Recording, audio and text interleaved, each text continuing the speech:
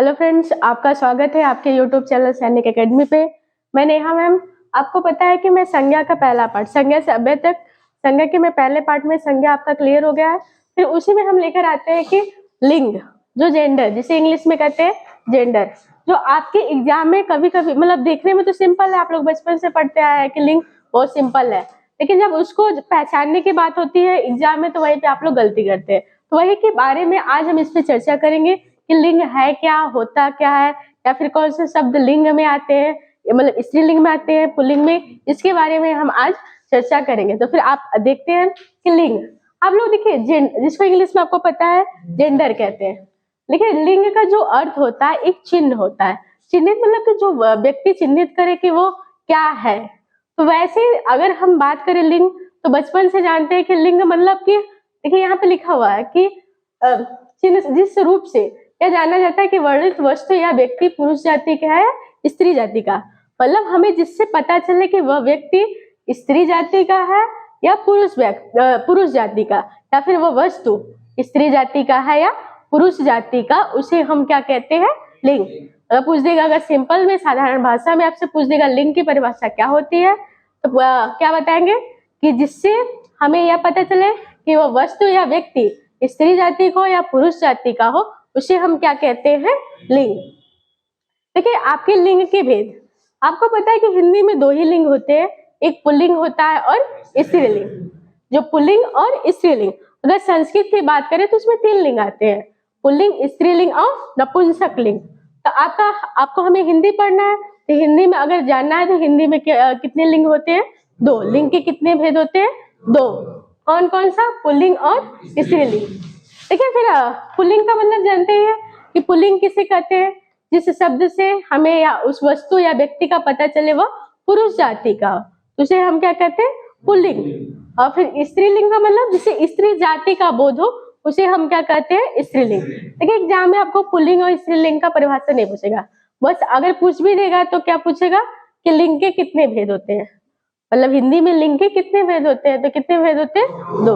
और पुल्लिंग और स्त्रीलिंग का मतलब समझ गए, पुल्लिंग मतलब इस पुरुष जाति का बोध हो और स्त्रीलिंग मतलब स्त्री जाति का बोध हो। फिर हम देखते हैं जैसे पुल्लिंग, हम लिखे ना पुल्लिंग, एक यहाँ से पूछता है क्वेश्चन कि पुल्लिंग का संधि विच्छेद क्या होता है, कि पुल्लिंग का संधि विच्छेद क्या होता है। तो जानते रहेगा पुल्लिंग का संधि विच्छेद करेंगे, संधि विच्छेद पढ़े ही है, तो उसमें क्या होगा, पुमधन लिंग। पुल्लिंग का क्या हो जाएगा, पुमधन लिंग। मतलब जो पुल्लिंग होता है दो शब्दों से मिलकर बनता है पुल्लिंग, पुमधन लिंग। तो ये एग्जाम में पूछा हुआ भी कि पुल्लिंग का संधि विच्छेद क्या होता है, तो क्या होता है, पुमधन लिंग। देखिए आप पुल्लिंग का फिर यहाँ पे डिस्कस करते हैं कि कौन से शब्द, कि हम कैसे पहचान करेंगे कौन से शब्द पुल्लिंग में आते हैं, कौन से स्त्रीलिंग में। तो मैं पहले पार्ट के वीडियो में आपको पुल्लिंग के बारे में बताएंगे कि पुल्लिंग होते क्या है। देखिए हम इसका पहला नियम है कि अकारांत और आकारांत शब्द क्या होते हैं, प्रायः पुल्लिंग होते हैं। कि जो अकारांत शब्द है या फिर आकारांत शब्द क्या होते हैं, पुल्लिंग। अब समझ में नहीं आएगा कि अकारांत क्या है, आकारांत, ये तो भी पता होना चाहिए कि अकारांत किसे कहते हैं और आकारांत। ठीक है, यहीं पे देखिए अकारांत, अगर हम बात करें अकारांत की, जैसे कि हम लिखे अकारांत, इसी में आपका शब्द छिपा है। हिंदी एक ऐसा शब्द है, मतलब एक ऐसा सब्जेक्ट है कि अगर उसका अर्थ निकालना जानेगा तो उसका अर्थ भी समझेंगे। देखिए अकारांत मतलब कि देखिए आकार भी जिसके अंत में, मतलब जिसके अंत में अ का आकार हो, अकारांत मतलब जो आकार हो उसके अंत में, मतलब शब्द के अंत में जिसमें अ का आकार हो उसे क्या कहते हैं, अकारांत। जैसे हम लिखेंगे राम, राम लिखे, अगर इसका वर्ण विच्छेद करेंगे तो इसमें कौन सा व्यंजन आएगा, र, और कौन सा स्वर, आ, और फिर कौन सा व्यंजन आएगा, म, और फिर क्या आएगा, स्वर अ। ये वर्ण विच्छेद जो किए हैं इसके लास्ट में क्या आ रहा है, अ, तो इसके कौन सा कहेंगे, तो अकारांत। ऐसे ही आकारांत जिसके लास्ट में आ जाए, जैसे हम कहें घोड़ा, इसके लास्ट में आ रहा है तो वो क्या हो जाएगा, आकारांत। ऐसे उकारांत, इकारांत, रिकारांत जो भी हो उसके लास्ट में वो चीज आना चाहिए, मतलब उसका मतलब ही है। जैसे उकारांत भी आ गया तो उसके लास्ट में क्या हो, ऊ हो। अब बड़ा उकारांत मतलब उकारांत आ गया तो उसके लास्ट में बड़ा ऊ हो, उसे ही के, इसका मतलब समझ गया कि अकारांत, रिकारांत या आकारांत क्या होता है। तो जानते रहिएगा जो पुल्लिंग होता है मतलब आकारांत या आकारांत शब्द प्रायः पुल्लिंग होते हैं। मतलब हम कंफर्म नहीं कर सकते 100% कि वो सारे अकारांत या आकारांत पुल्लिंग ही होते हैं, लेकिन अगर बात करें कुछ परसेंट में आपके अपवाद में भी आते हैं, लेकिन जो प्रायः क्या होते हैं वो पुल्लिंग होते हैं। जैसे हम कहते हैं राम, देखिए इसके लास्ट में अकारांत मतलब राम, ये क्या होता है पुल्लिंग। ऐसे साधारण नाम में राम जानते हैं क्या है पुल्लिंग। जैसे कहें श्याम, क्रोध, समुद्र, देखिए इसके लास्ट में अ आ रहा है कि नहीं, तो ये सब शब्द क्या हो गए पुल्लिंग। और जैसे हम कहें चीता, घड़ा, कपड़ा, फिर लोटा, देखिए ये सब इंपॉर्टेंट शब्द है। एग्जाम में पूछा भी हुआ है कि कपड़ा पुल्लिंग है कि स्त्रीलिंग ना। कपड़ा पहना, देखिए शब्द का देखिए पुल्लिंग और स्त्रीलिंग का पहचानने के लिए, जैसे कपड़ा पहना जाता है कि पहनी जाती है, पहना जाता है, तो आपका कपड़ा क्या होता है पुल्लिंग होता है। अगर उसका मतलब अर्थ निकालेंगे, जैसे कपड़ा पहनी नहीं जाती ना, कपड़ा पहना जाता है, तो आपका क्या हो गया कपड़ा क्या हो गया पुल्लिंग हुआ। और फिर आपका लोटा, फिर तनुजा, ये आपके किस में आते हैं पुल्लिंग में। इतने शब्द जो आपके किस में आएंगे पुल्लिंग। कौन कौन से, राम भी आएंगे। देखिए इसका देखिए घड़ा भी पूछता है, घड़ा में पानी भरा है कि भरी है, भरा है ना। अगर इसका निकालेंगे घड़ा में पानी भरा है ना कि भरी हुई है, तो आपका जानते हैं घड़ा भी आपका क्या है पुल्लिंग है। इतने शब्द देखिए ये विशेष ध्यान रखिएगा, कपड़ा, घड़ा, लोटा और तनुजा, ये पूछा हुआ भी है। फिर देखते हैं कि दूसरा नियम कि वे भाववाचक संज्ञा है जिसके अंत में त्व हो, वह हो, यह हो होता है, वे प्रायः पुल्लिंग होते हैं। तो इसमें भी बोल रहा है प्रायः पुल्लिंग होते हैं। जैसे हम बात करें भाववाचक संज्ञा, संज्ञा पढ़े ही है, भाववाचक संज्ञा कैसे कहते हैं, जिसमें किसी भाव का या स्वभाव का, किसी दशा का या किसी गुण का बोध हो, उसे हम क्या कहते हैं भाववाचक संज्ञा। और उसी भाववाचक संज्ञा के अंत में बोला है कि तो आ जाए, वह आ जाए और यह आ जाए, तो वे शब्द क्या होते हैं प्रायः पुल्लिंग में होते हैं। जैसे हम कहते हैं गुरुत्व, देखिए आपका गुरु मतलब बड़ा होता है, तो एक बड़ा क्या उसका दशा या गुण बता रहा है ना कि वह लड़का बड़ा है, लेकिन गुरुत्व आ गया तो ये कौन सा शब्द है पुल्लिंग। लघुत्व आ गया तो ये भी पुल्लिंग। लेकिन इसके लास्ट में जो मान लीजिए अंत में या ये प्रत्यय जो जुड़ा है तो जुड़ा है ना, या फिर यहाँ पे भी तो देखिए शौर्य, इसके लास्ट में यह आ रहा है कि नहीं, गौरव वह आ रहा है, लाघव ये भी वह आ रहा है। तो जानते रहिए ये इसका देखिए पहचानने का बस इतना याद कर लीजिए कि भाववाचक संज्ञा हो, उसके लास्ट में क्या हो, त्व हो, वह हो और यह हो, वो क्या होते हैं पुल्लिंग होते हैं। इतना आपका दूसरा नियम समझ में आ गया कि भाववाचक संज्ञा जिसके अंत में त्व हो, वह हो और यह हो, वो क्या होते हैं प्रायः क्या होते हैं पुल्लिंग होते हैं। ठीक है, फिर तीसरा नियम की हम तरफ चलते हैं कि बोले कि जिन शब्द के अंत में पा हो, पन हो, आय हो, खाना हो जुड़े होते हैं, वो शब्द क्या होते हैं प्रायः पुल्लिंग। मतलब कोई शब्द हो जिसके अंत में आप देख लीजिएगा पा आ जाए, पन आ जाए, आय आ जाए, खाना आ जाए, वो क्या होते हैं पुल्लिंग होते हैं। जैसे हम कहते हैं कि देखिए बुढ़ापा ना, बुढ़ापा, मोटापा, ये देखिए इसके लास्ट में पा आ रहा है ना, तो ये क्या होते हैं पुल्लिंग होते हैं। जैसे बुढ़ापा तो क्या हो जाएगा पुल्लिंग। और फिर देखिए बचपन, ये इसमें पन आ रहा है ना लास्ट में, तो ये क्या होंगे पुल्लिंग। घुमाव, देखिए इसके लास्ट में आव आ रहा है तो वो भी क्या होते हैं पुल्लिंग। बुलावा, इसके लास्ट में आवा, देखिए यहाँ पे छूट गया कि आ और आवा भी आता है तो वो भी पुल्लिंग होते हैं। इसके लास्ट में आव आए या फिर आवा, वो भी क्या होते हैं पुल्लिंग होते हैं। देखिए घुमाव में भी आव आ रहा है और फिर बुलावा, इसमें भी आवा आ जाए तो क्या होते हैं पुल्लिंग। जैसे पागल खाना या फिर दवा खाना, लास्ट में खाना आ रहा है ना, तो जिसके लास्ट में खाना आ जाए वो भी क्या होते हैं पुल्लिंग। जैसे पागल खाना, दवा खाना, जिसके भी लास्ट में खाना आ जाए वहां पे क्या होते हैं पुल्लिंग। और फिर यहाँ पे जानते हैं पा भी आ जाए, पन आ जाए, आय आ जाए, आवा आ जाए और फिर खाना आ जाए, वो शब्द क्या होते हैं पुल्लिंग होते हैं। तो देखिए आपके पुल्लिंग के कुछ नियम, जैसे कुछ नियम थे कि पहला नियम क्या था कि अकारांत या आकारांत शब्द क्या होते हैं, क्या होते हैं प्रायः पुल्लिंग होते हैं। मतलब कंफर्म नहीं है पुल्लिंग होते हैं, लेकिन पुल्लिंग होते ही हैं। फिर दूसरा नियम क्या था कि वे भाववाचक संज्ञा जिसके अंत में क्या जुड़ा हो, व और य, वो भी क्या होते हैं पुल्लिंग होते हैं। फिर तीसरा नियम क्या है कि जिसके अंत में जिस शब्द के अंत में क्या हो, पा हो, पन हो, अ हो, आ हो, खाना हो, वो क्या होते हैं, वो पुल्लिंग होते हैं। फिर देखते हैं, देखिए यहाँ पे नोट में लिखा है कि इंपॉर्टेंट, यही से आपका क्वेश्चन लिखिए बनता ही है। बोला है कि जो धातु होते हैं, जो भी धातु होते हैं, अन्न मतलब अनाज होते हैं, और महीने, दिवस, तारे, ग्रह और रत्न, फिर देश, शहर, पहाड़ और वृक्ष आदि के जो भी होते हैं वो क्या होते हैं, पुल्लिंग ही होते हैं। आपका मतलब धातु आ जाए, फिर देखिए हम यहाँ पे देखते हैं जैसे धातु, जैसे हम लोग देखते हैं हीरा आ जाए तो हम लोग कहते हैं स्त्रीलिंग है, लेकिन हीरा, हीरा क्या होता है, पुल्लिंग। पन्ना, पुखराज, अगर मोती, ये विशेष ध्यान रखिएगा, जो मोती होता है वो क्या होता है, पुल्लिंग होता है। ये नहीं मोती देख के हम स्त्रीलिंग मार दे, इसमें इकारांत तो है लेकिन अपवाद में ही है क्या, ये पुल्लिंग होता है। मोती जो होता है, जैसे हम कहते हैं कि हमारे अंगूठी में, जो हमारा अंगूठी है मोती का बना हुआ है, या फिर मोती लगा हुआ है, लगी हुई नहीं है, लगा हुआ है, तो ये भी क्या होता है, आपके पुल्लिंग में रहता है। और फिर विशेष ध्यान देना, नीलम, नीलम आ जाता है तो सब लोग लगाते हैं क्या, स्त्रीलिंग। लेकिन अगर नीलम की बात वो करें जो रत्न में आता है, जो अंगूठियों में लगाते हैं, तो वो किस में आता है, पुल्लिंग। तो ये विशेष ध्यान रखिएगा। नीलम आपका मोती, इसमें आप लोग अगर आएगा तो अक्सर करके 80% लोग ये लगाते हैं कि स्त्रीलिंग है, लेकिन जानते रहेगा अगर मोती आ गया, नीलम आ गया तो किस में आता है, पुल्लिंग में। लेकिन इसी में भी अपवाद है कि कौन से धातु आपके स्त्रीलिंग में आते हैं।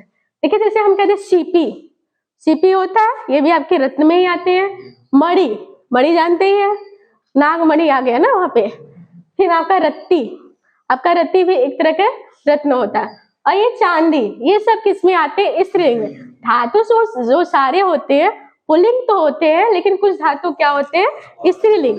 ये आपको विशेष ध्यान देना है कि कौन से अपवाद में आते हैं, और यही आपके एग्जाम में पूछ देगा। जैसे आपको तो पता है कि धातु क्या होते हैं, पुल्लिंग।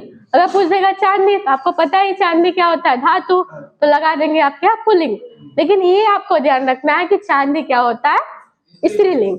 अगर रत्ती आ गया तो भी क्या होता है, स्त्रीलिंग। मणि आ गया तो आपका स्त्रीलिंग, और सीपी भी आपका स्त्रीलिंग। तो ये आपको ये विशेष याद रखना है कि सीपी, मणि और रत्ती, चांदी, ये सब किस में आते हैं, स्त्रीलिंग। बाकी सब, इन सब धातुओं को छोड़कर जो भी धातु है वो किस में आते हैं, पुल्लिंग में।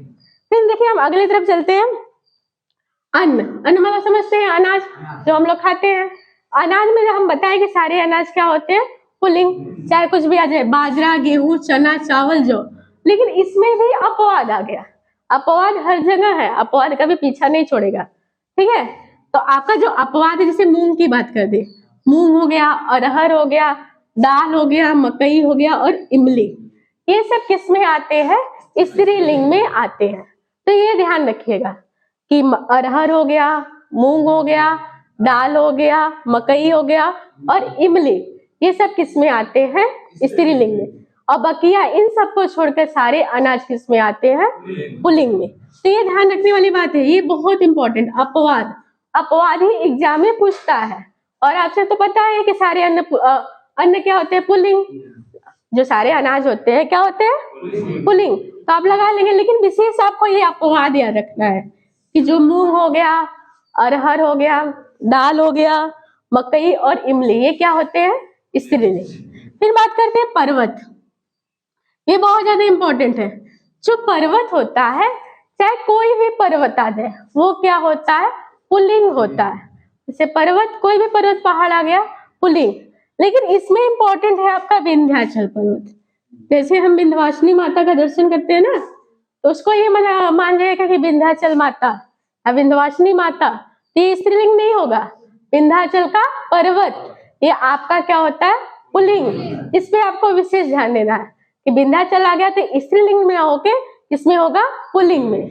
फिर आपका जानते हैं अरावली की पहाड़ी, फिर सतपुड़ा और हिमालय, चाहे जो भी पर्वत हो या पहाड़ हो, वो सदैव हमेशा किसमें होते हैं, पुल्लिंग में। किसमें होते हैं, पुल्लिंग में। कितना हो गया क्लियर कि जो पहाड़ होते हैं किसमें होते हैं, पुल्लिंग में होते हैं।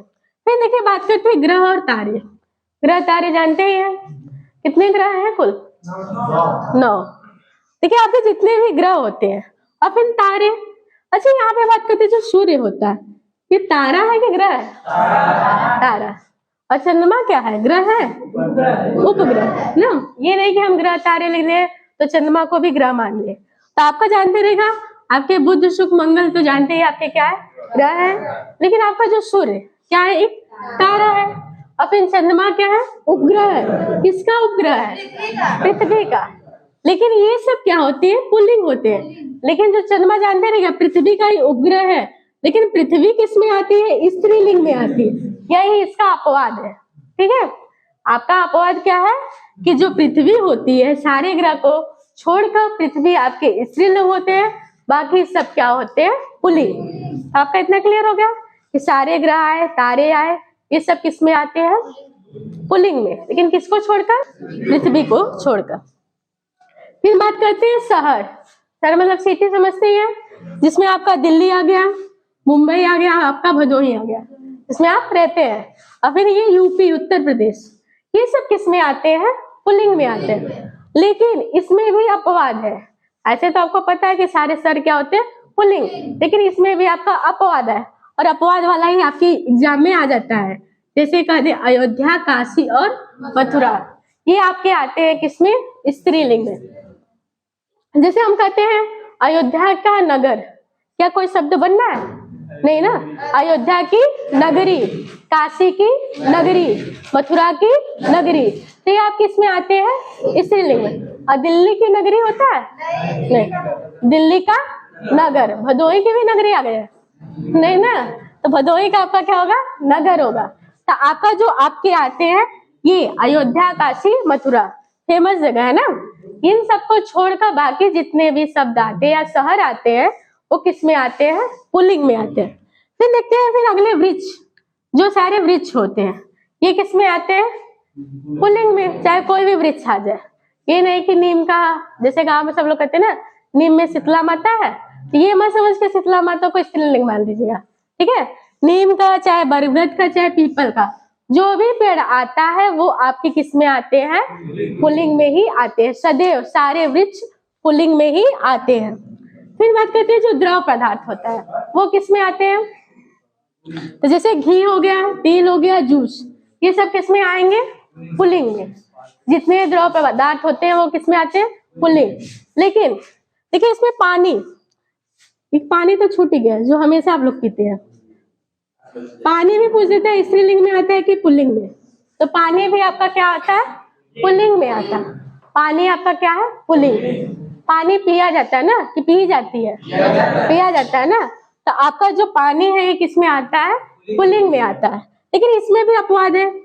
जैसे लस्सी, छाछ, कॉफी, चाय, चाय का बूंद। चाय पी जाती है कि पिया जाता है? पी जाती है ना। तो चाय जो भी होता है, कॉफी भी पी जाती है, छाछ भी पी जाती है, और लस्सी भी पी जाती है। तो आपका जो लस्सी हो गया, छाछ हो गया, कॉफी हो गया और शाही की बूंद, ये सब किस में आते हैं? स्त्रीलिंग। और देखिए आप कितनी बार बोल रहे कि ये आपका अपवाद आपके एग्जाम में ही आ जाता है, तो आपको विशेष ध्यान देना। लस्सी हो गया, छाछ हो गया, कॉफी हो गया, चाय हो गया, शाही की बूंद, ये किस में आता है? स्त्रीलिंग में। अब फिर यही बात आती है दही। चलिए स्त्रीलिंग का जब हम बताएंगे तो उसमें बता देंगे कि दही आपका स्त्रीलिंग में आता है कि पुल्लिंग। दही आपका भी स्त्रीलिंग में ही आता है। सॉरी, दही आपका क्या आता है? पुल्लिंग में आता है। क्योंकि दही आपका देखिए, दही खट्टी होती है कि खट्टा होता है? खट्टा होता है ना। तो दही जो होता है, देखिए हम लोग अपनी साधारण भाषा में कहते हैं कि दही खट्टी होती है, लेकिन दही खट्टी नहीं होती है, दही खट्टा भी होता है। एग्जाम में पूछा हुआ है कि दही क्या होती है, खट्टी होती है कि खट्टा, शुद्ध बनाने के लिए। जैसे एक वाक्य दे दिया दही खट्टी, जैसे शुद्ध बनाने के लिए आपका आता है ना, तो आपका क्या होता है, जैसे हम लिख दे, जैसे शुद्ध बनाने में आता है ना कि कौन सा शब्द गलत है, तो एक वाक्य लिख दिया कि दही खट्टा होता है, खट्टी होती है, तो क्या आपका ये सही है?